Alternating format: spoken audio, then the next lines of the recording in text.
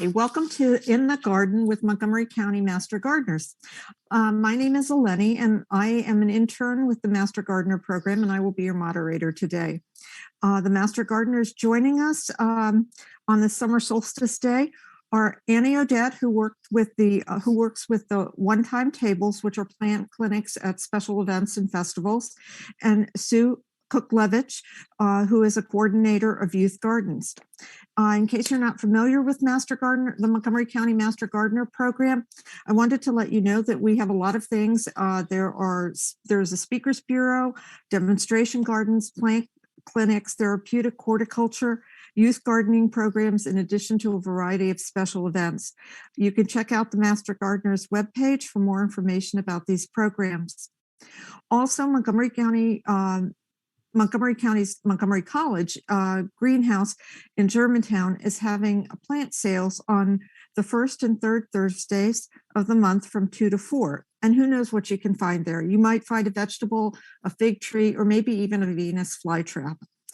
A little housekeeping before we start. I wanted to let you know that you can submit questions live online from the Facebook page.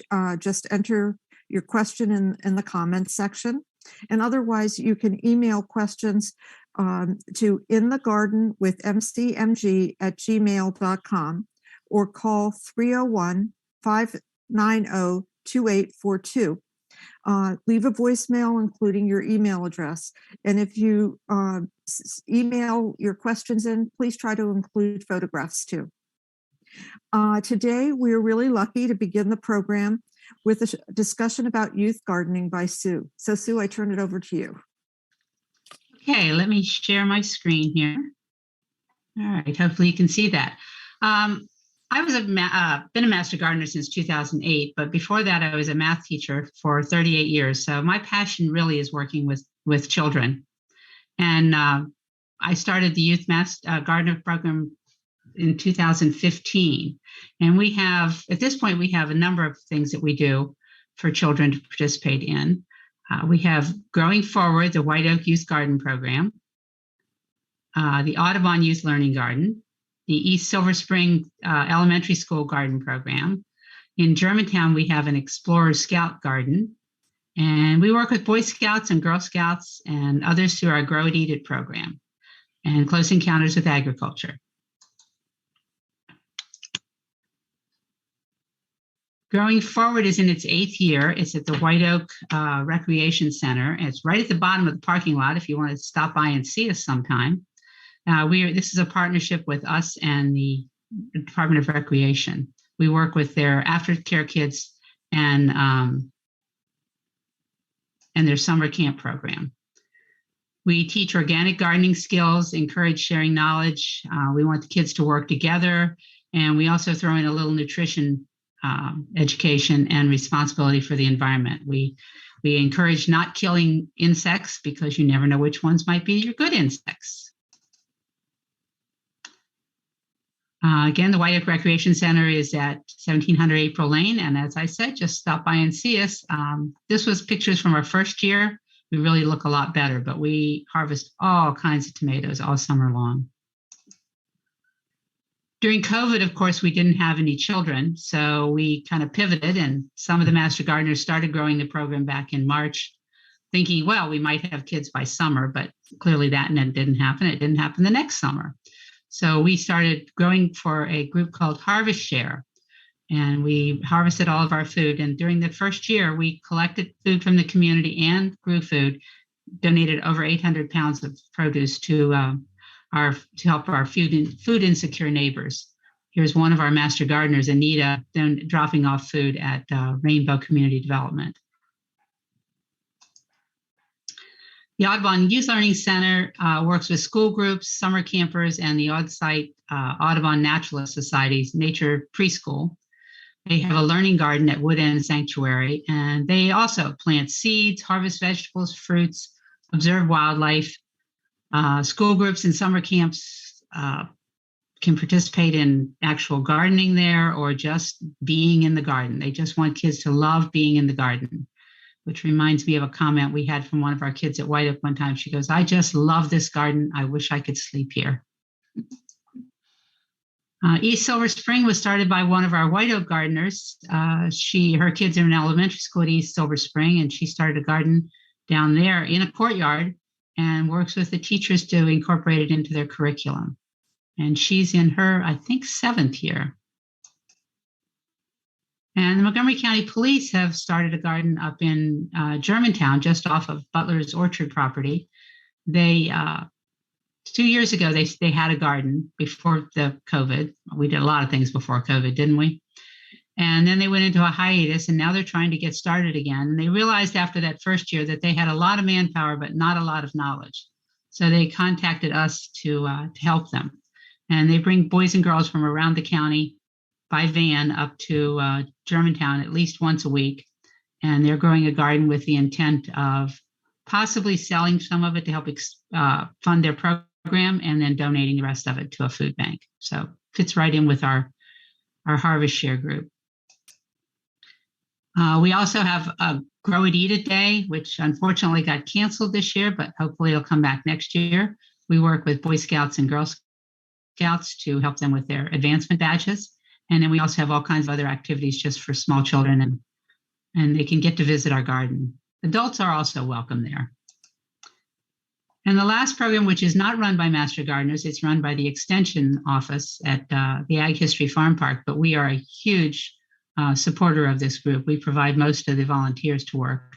And we have 3 tracks, the environmental track, the nutrition track, and an agriculture track.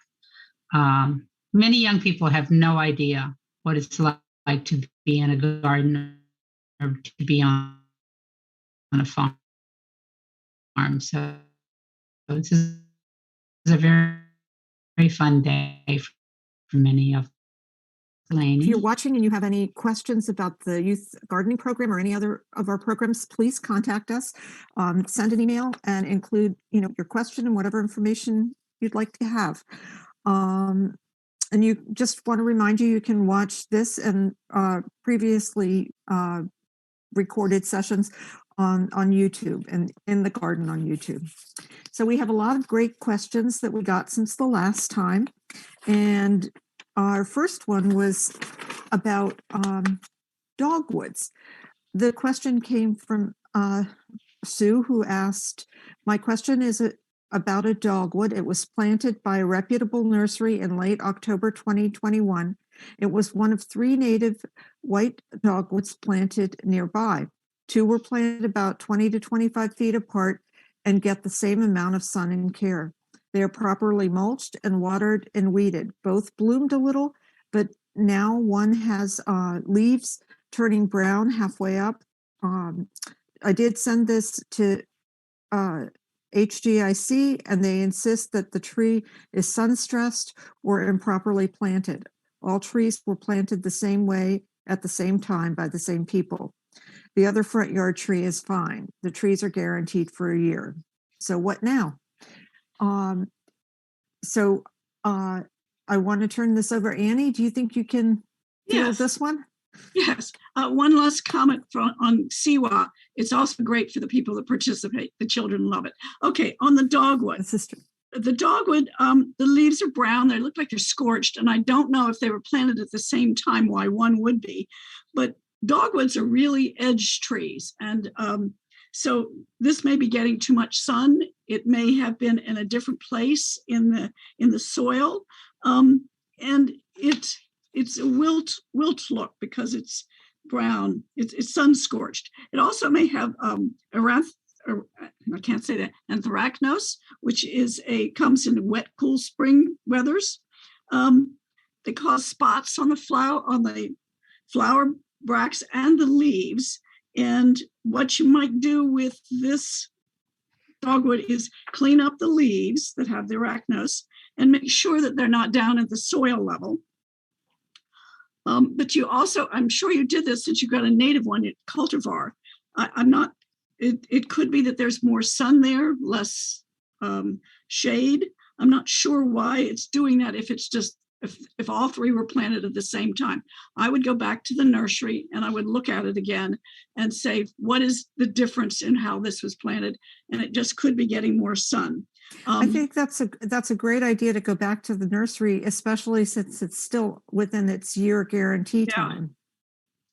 And so there are, and you got a native, so that's the right thing to do for this area. So that's what I would do. But that's the only thing I can think of. There are other sources, but yes. Okay, thanks, Annie. Our next question was submitted by Wayne, and his question is this. He said, we have a crepe myrtle tree that is sending quite a few suckers out into our lawn, sometimes several feet or more away from the base of the tree. I've read online that one has to follow the root all the way back to the tree and cut it off at the trunk. Is this good advice? Sue, I thought. No, it's Annie. Annie, my mistake. That's quite all right. Okay, you don't have to follow it back down to the trunk. A sucker grows when they're normal for crepe myrtles. And what you want to do is cut it off at the base, or maybe even dig a little, oops, I did this with my hand, dig a little soil out and get just a little down below. The thing is that you may be over fertilizing the tree canopy around it, and that's encouraging the suckers. And suckering of crepe myrtles occurs when it's been stressed or injured. Sometimes they come if you've used a weed whacker and it hits the trunk of the tree, and you can hurt that. Also, trees with surface roots may also have more suckers. And a lot of trees crepe myrtles have surface roots. So what you want to do is cut the suckers off, because that's detrimental to the growth of the rest of the tree. So you just need to keep getting the suckers pruned off. And again, go to the bottom, go just a little below the ground level and get them off. Cut them off. Okay, great. The next question was submitted by Paula, who's up in Montgomery Village, and she wanted to know what was causing brown spots on her mint leaves. Go ahead, Sue. As you can imagine, I got this question because from the vegetable growing is my passion here. I have a huge mint plant, which I also have in a pot because it can escape and you'll never get rid of it. But mint is just very durable. I would just cut everything out that is it's turning brown, and it'll probably come back look even better than before. You can't hurt mint. So it might be a 4-line plant bug. They're common this time of the year. They often get on some of my herbs and make it look like I have a fungus or something, and you don't. Just cut it out and move on, because your mint will be fine. Yeah, you can't ever get rid of mint. No, but I had a can't hurt mint. My mother planted it at her new house, and we began to mow it. Yes. I believe that. So our next question is from Sean, and Sean asks, why are my tomato leaves getting holes and brown spots? Is there anything I can do to prevent the holes? Vegetable That's mine again. Tomato plants. Well, tomatoes are always getting something on them all summer long, but luckily they're only an annual. So you get as many tomatoes off of them as you can. And by the end of the year, you just trash the plant. But it's good to cut the bottom leaves off of a tomato plant to keep it up away from the soil. It's also good to mulch around it so that you don't get a lot of splatter, because we get blight and things. It could be where you have it planted. Hopefully it's getting at least 6 hours of sun a day, but it would love it if it had more than that. Could be flea beetle. There's just so many things out there. Flea beetle often get on our eggplant, but they also get on tomatoes too. And perhaps you need to fertilize just a little bit. It may just be a leaf spot, but I would just cut off the leaves that are damaged. And if it's just a little bit, I wouldn't even worry about it, because it'll probably be fine. Okay, thank you. Mm-hmm. Our next question is from Paula, who wanted to know what was wrong with her phlox leaves and could she prevent it? Hi, I'll take this one. It appears that you've got spider mites, which are little tiny arachnids the size of a period. And if you want to see what they are, if you take a piece of white paper and hold it under the leaf and shake the leaf, you might see little black or brown spots, and those are the spider mites. They come when it's particularly dry. Now, you can see if it's against a wall, you're going to get reflected sun, and it's going to be too dry for the phlox. The arachnids, what they do is they suck the sap from the plant and will eventually hurt it, causing the cells to die. But what you can do is it's dry conditions. Two things. They should be moved away from a wall because it's a reflected heat, and you want to keep it moist. You have to be careful with phlox. You can't keep it too moist, then you'll get powdery mildew. So phlox has you've got to find a happy place where it isn't too dry and it gets spider mites, or too wet and it gets powdery mildew. So the location, so I think if you've got it up against a wall, you've got reflected heat, which gets it even drier. Phlox do better out in a bed in the middle of a space. That's interesting. I didn't know that. Yeah, because but again, you have to be careful with phlox. You've got the too dry spider mites, too wet, and you got powdery mildew. And their deer love them. Oh yes, deer just think they're wonderful.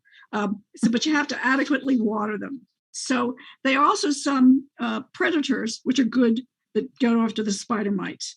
So, and what you want to do at the end of the year is clean this up and not put it in a compost, because you want to get rid of the spider mites. So so there's a couple of things: is move it away from a wall and make sure it's adequately watered. Perfect. Thanks a lot. Our next question is from Paula, and she said, help. I have 2 Alberta spruce about 10 feet apart and the same age. One is healthy, and the other spruce needles are turning yellow and then drop. The top of the tree looks dead. Well, I'm going to field this one, but I have to look at my notes. So there could be many causes for the dieback on the Alberta spruce, and since the leaves at the bottom look greener than at the top, it seems like it's starting at the top and coming down. It could be a problem around the root or trunk of the trees. And even though the trees are near each other, check the soil and make sure that the one tree is not being overwatered, because that could be a variation even though they're only 10 feet apart. Overwatering will cause root rot and can be managed by correcting drainage around the root. Another issue might be mites, and you can check for mites by putting a piece of paper underneath the tree and shaking it.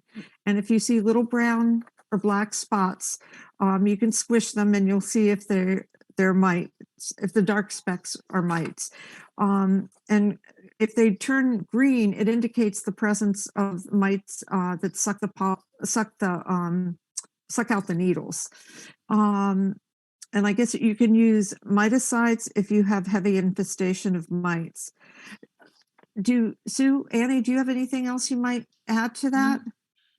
One thing I did notice is one of the plants has got air circulation, and the other didn't have as much air circulation. So check the way you positioned the plant, because you want a plant to have air circulation all the way around it. In any case, just like the phlox, you don't want it up against a wall. That causes problems. Okay. So that would be one thing that I would add to that. All right, thank you. Our next question is about green beans. And so, let me just a moment. I think I've got that. Yep, you've got that one because you're our vegetable czar. Well, I try a lot. So I love to grow green beans as well. And again, I also find a lot of bugs get on them, particularly bean beetle. And if you have that going on, you could look at the back of the leaves and look for little clusters of egg masses. If you see those, just squish them. Or the next stage, you'll see some crawly things, but they're also still soft and yellow. Again, just squish them. If you get all the way to the beetle, they're a little harder to catch, but you can take a container and put a little bit of dish soap in it, and because that makes it so they can't fly out, and then just tap your leaf and it will fall into the water, and then you can just get rid of the beetles. But beans are hard. They're worth it. So just, keep trying, and I don't know. It's a battle with the bugs to get your green beans. One other thing I have done is I've planted them a little later than the year, either real early or real late, to kind of avoid the flush of insects that particularly like the beans. So I just planted some beans this week. So we will see whether I have better luck or not. Thank you. That's great. And our next question is about poison ivy. How can I get rid of an explosion of poison ivy growing with my black raspberry and rhubarb plants? That sounds a little tricky. Annie, do you want to field this one? Yes, and I think we've missed question 8 and 9, but I will do the poison ivy right now. Oops, I'm sorry. That's all right. So poison ivy. The thing about poison ivy is, if you want to dig it up, you have to wear protective gear and dig up the plants if they're small. I am particularly super allergic to poison ivy, and I've done this. And it's the oils on the plant that get you. It's not anything else. It's the oils in the leaves. So I would do a couple of things. If the poison ivy is small, I would cut it back or try to dig it up. And keep cutting it back every time you have new growth. The problem with having it growing in a food source of black raspberries or rhubarb, you really don't want to use a heavy spray on it because you're around food that you're going to eat. So if you have to be very careful. So you want to be careful about how you do this. If you see the poison ivy really early in the spring, you can get a herbicide and just go at the roots. I lived in a neighborhood that had a chain link fence around a filtration plant. And one day, one of my friends putted one of my dogs who'd walked by this, and she got poison ivy. So every spring, I would go out very quietly with a spray bottle and do the roots, and I got rid of the poison ivy, but every 5 years. However, if you're doing it with food, you have to be careful. You want to be very careful, but you should, if you're allergic to it, you've got to wear protective gear. You got to wash yourself afterward. And you have to figure out the life cycle of poison ivy. Now, poison ivy does do some good things. The berries, birds eat the berries in the winter, even though I don't like it. But when you're doing it around food, you've got to be very careful. You can use something, but I'd be very careful if I were going to do that. Would you wash the fruit any special way? No different than you would wash it before you'd eat it. But if the problem, and you want to keep, if you're going to spray, you want to keep the spray at the root level, not up high. Poison ivy, it's a native plant. It feeds the birds in the winter, but we all have problems with it. So it's sort of a love-hate relationship. When it's around food, you want to get rid of it. If it's out where it doesn't hurt anything and you're not going to walk by it, just leave it be. All right. And I will say one thing too, with our climate change and our higher CO2 levels, we have much more poison ivy than we've ever had before. So thank you, climate change. All right. And apologies for skipping around a little bit, but we're going back to question 8, which is. How about potato leaves? How about 7? 7? Did I miss that? I just flipped my pages too far. That's okay. Yeah, do 7 and then 8. Okay. Right, 7 and then 8. Then a question about potato leaves, which is similar to the beans. Potato beetle are rampant. Again, you got to look at the backs of the leaves. You can squash the eggs there early. Again, you can take the beetles off using a container of soapy water. That's your biggest problem is the potato beetle, and it will just decimate all your leaves unless you stay on top of it. So you want to start looking on the backs of the leaves very early and getting rid of it. Thank you. Okay. All right. Thank you for helping me out here too. No problem. So I'm going to mispronounce this, I'm sure. Plethora loosestrife. The question is, the leaves have unsightly orange spots on them. Why are they doing this? Will it hurt the plant? And can I prevent it? Annie, you seem to be up on this. Okay, it's probably a 4-line plant bug. They suck up the chlorophyll, and what they leave is the anthracite, and so that's red. So they've taken the green out of the leaves. Think about the leaves in the fall that turn red. The chlorophyll goes down, is saved, and what you see is the red pigments left. And that's what they do. So it's reddish color, and the spots can become holes, and they become spots in gross groups. It affects the plants in May and June, which of course is when this is happening. It's not a permanent damage to the plant. You can pick the ugliest leaves off if you'd like. Like here, the flower is doing fine, but you want to take the leaves off. But you also need to remove the plant debris around the base of your plant. And as Sue was talking about bugs that move fast, the insecticidal soap is usually not effective because the 4-line bugs move so fast that you don't catch them. So it's a primrose, and so it's not rust, it's from a beetle. And what it's doing, again, it's sucking the chlorophyll out of your plant. You can then try to find plants that are resistant to that, but the biggest thing is to clean up and to try to see if you can get rid of where the beetle damage has been as you can. It's obviously unsightly, but it isn't the whole plant. So that's what I would do with there. One other nice thing is that the 4-line plant bug only has one life cycle per year. So you see it at one time of the year, clean all that foliage off, and then you should be good for the rest of the season. Oh, that's really good to know. Yeah, they also said to cut down the affected plants and to remove the eggs and trash remains. Do not put it in your compost. Just put it out. There's a thing that the county has, green trash, lawn waste, and you put it in there and they will take it, because when they take that stuff, they heat it. So the bugs are dead, but don't put it in your own compost. You can also put it in a plastic bag and leave it in the sun for a few days and kill it yourself that way. Yes, that would work too. Okay. All right. So our next question is from Tim. What is wrong with dogwood? The leaves at the end of the branches looked healthy last week, but now look sick. Okay. Yeah.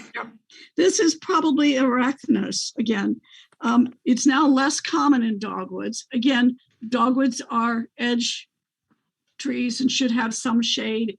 So maybe that, but it's advisable to plant disease-resistant variety of dogwood. Now they've got here Tartarian dogwood, Cornus alba, Rhodosier dogwood, it's Cornus cercexia, and Cornelia cherry, which are resistant to this disease. The symptoms begin in late May, and as you said, the light spots or purple edges. And in really wet weather, when we have a batch of wet weather, and again with climate change, we've had this several times where summers and springs have been extraordinarily wet. You'll see more of this. So what you need to do is, if you don't get it off the leaves and get the leaves off, it can go into the tree, the twigs, and the limbs. So it can be washed away in rain or dew. So it spreads from infected leaves. So you want to get, if there are leaves on the ground, you want to clean it up. Good plant hygiene. You want to get rid of these leaves. The problem is if you want to prune out all the dead and dying twigs and limbs during dry weather. And if you have water spouts or suckers like on the crepe myrtle, you want to get rid of those too.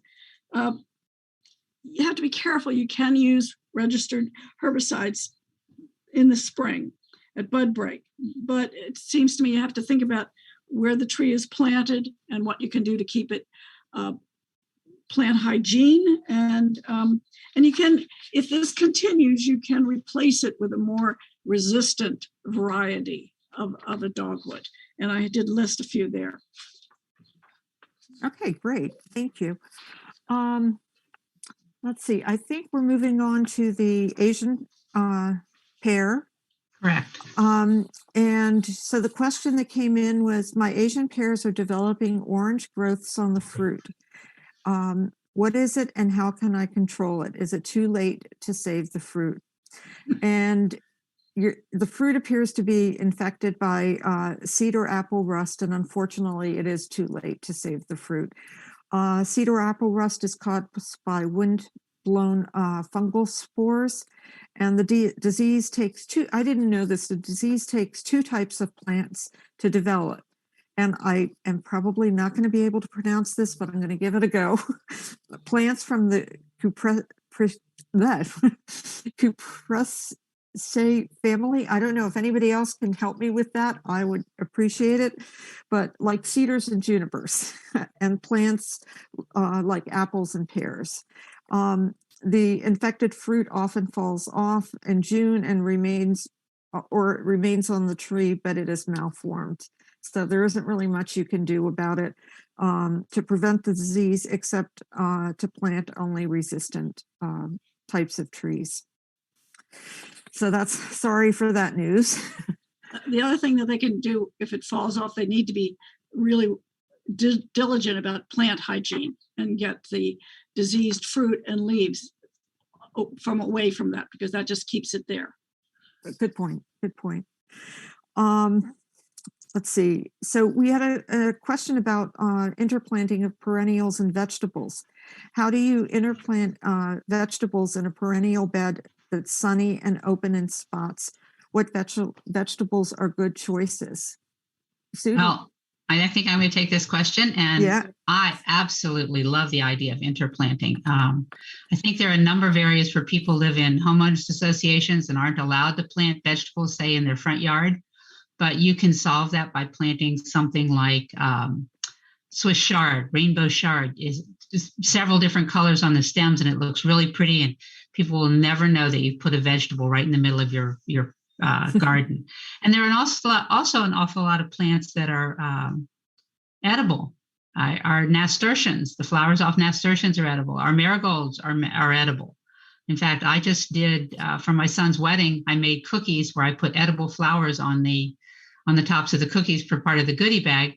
And I ended up a few flowers short when I went to do them. So I just went out to my garden and I grabbed a pansy and the marigold and oddly the flowers off of my kale, where my kale had gone to seed. Real pretty little yellow flowers, and they're very tasty. Flowers off of your radishes. So you could have radishes, let a few go to seed.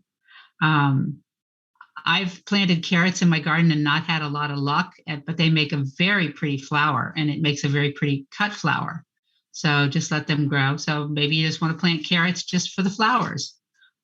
But there's a lot of things that are very colorful. There's some beans that are long purple beans, and there's some red beans, and put a trellis up and put all kinds of beans vining on it, and people will think, oh, how pretty. And little do they know you're also going to eat it.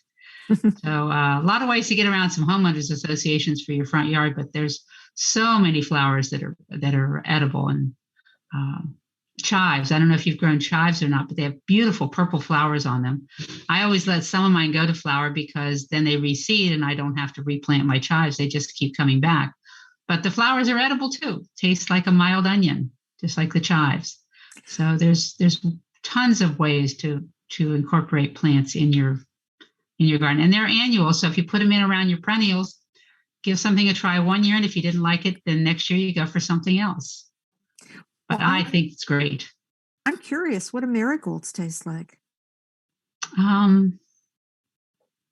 don't remember. I tasted so many flowers in the last few weeks doing these cookies, but a lot of them have very sweet taste. A lot of flowers are very pretty to put in your salads. So you just got to add color to the salad. Not necessarily a lot of taste, but the pretty color is nice. That's great. I think I'll try that this week. Yeah. Google things to make sure the flower is edible, but there's so many flowers that are edible. It's amazing.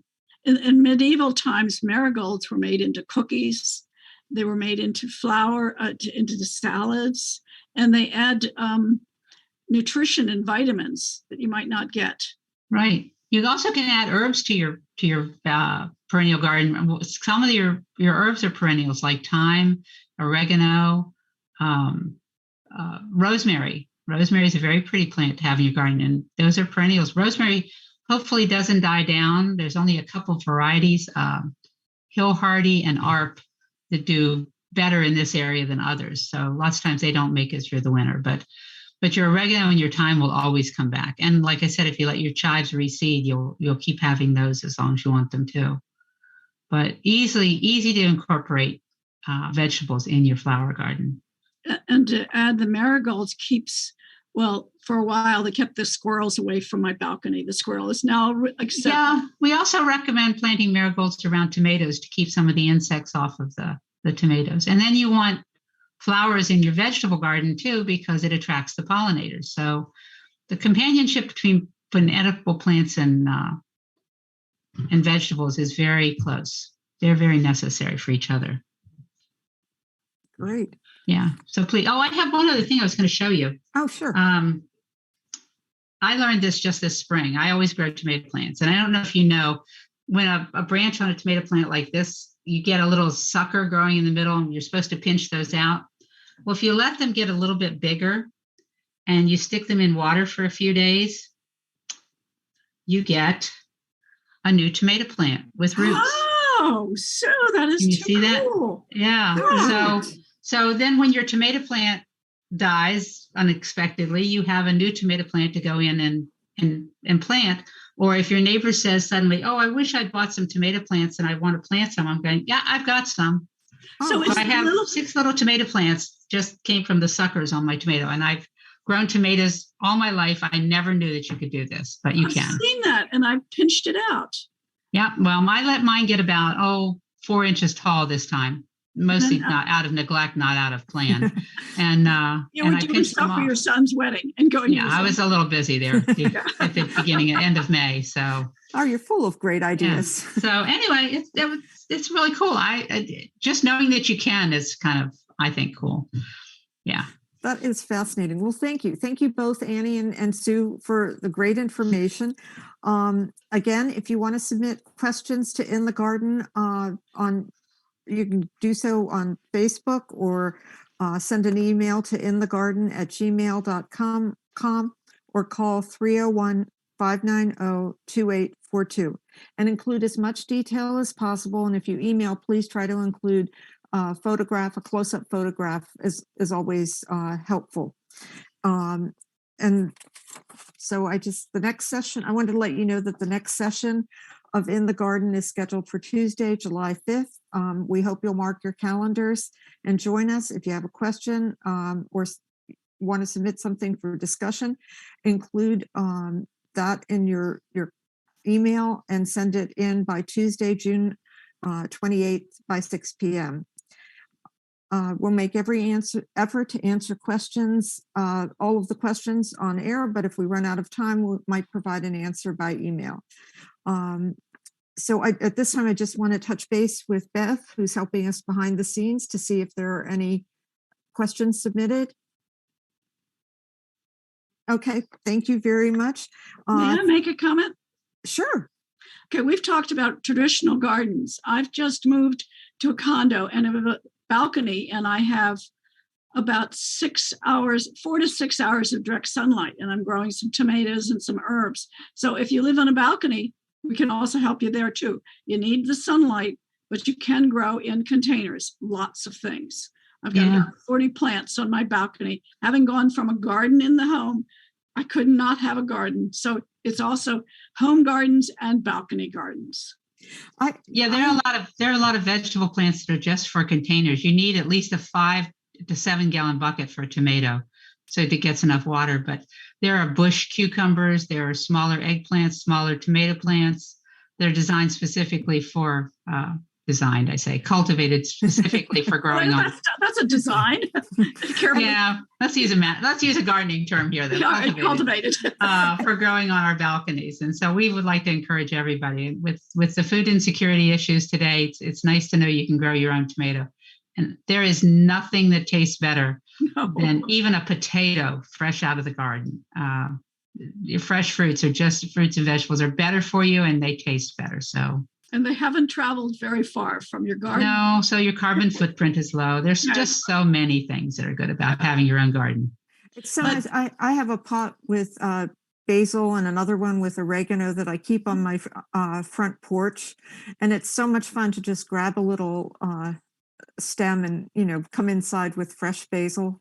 Yeah. And when that recipe says fresh oregano, you go, oh, I have it. I have it. I have it, yes. And I've got basil plants and I want to get them a little bigger. But even when I go out to the balcony, I think I froze. It just brush by it and I've got this gorgeous smell of basil. It's wonderful. Yeah, it's wonderful. In the garden, we always encourage the kids to pet our herbs because the rosemary, the lavender, the mint, everything and then smell your hand. It just smells so good. It's so just going out to water. Beat it. Yeah. Become a gardener. It's a good thing. Well, I want to also thank, while I'm here, I want to thank Sue and Ann both for being our experts today. You guys are so knowledgeable. Thank you for sharing that. And to the researchers this week, Mohair, Sheila, Susan, Deborah, Pamela, and Mary. Thank you all. Thank you for joining us. Again, our next session of In the Garden will be held on Tuesday, July 5th at noon. Our speaker is Robin Hammer, and she'll talk about educational opportunities offered by gardening clubs. And if you have questions, send them in by July 28th. Thanks very much. See you soon.